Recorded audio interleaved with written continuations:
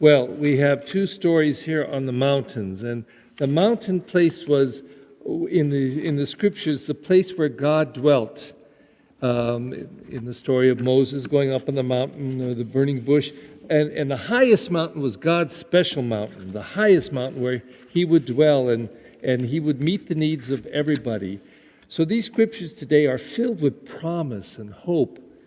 But that's the Old Testament. The New Testament, Jesus is also at a mountain place, at the mountain, and crowds are coming to him for healing. They're deformed and mute and deaf and blind and every other possible problem.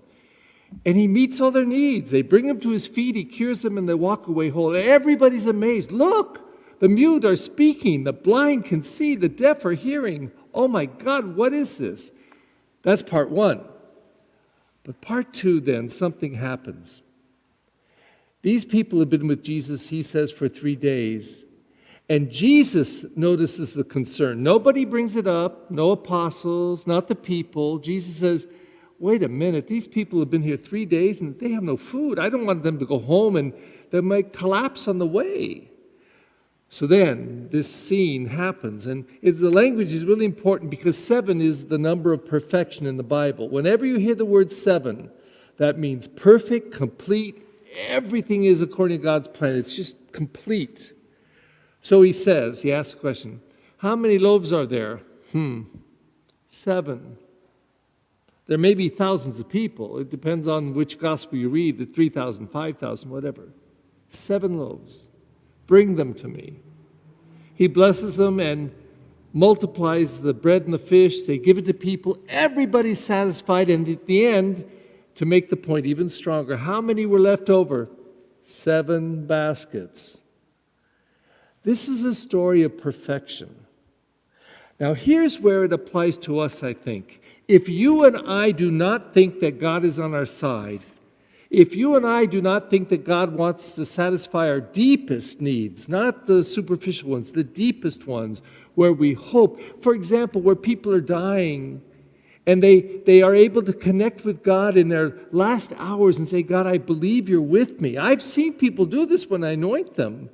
I see faces that are contorted with pain suddenly become relaxed because they received the sacrament and they've received Christ at that moment as they know they're dying and they don't feel alone anymore.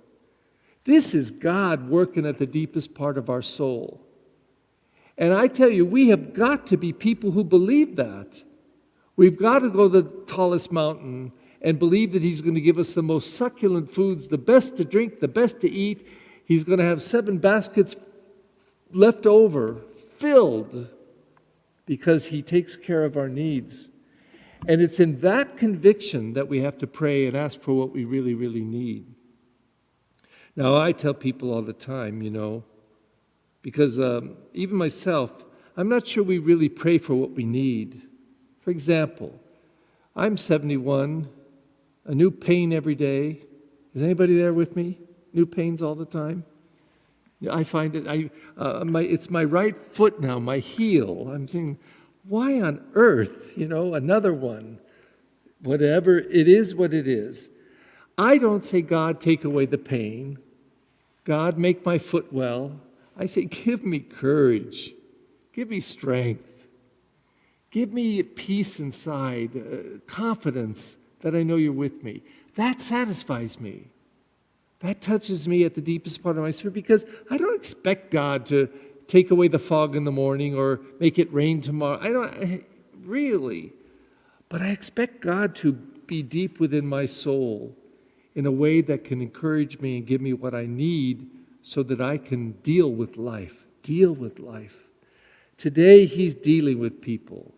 He's healing and loving and strengthening and feeding them and satisfying their deepest needs. We got to believe that he does the same with us. Please stand. As we gather together today with confidence in the Father's love, we bring our needs to him.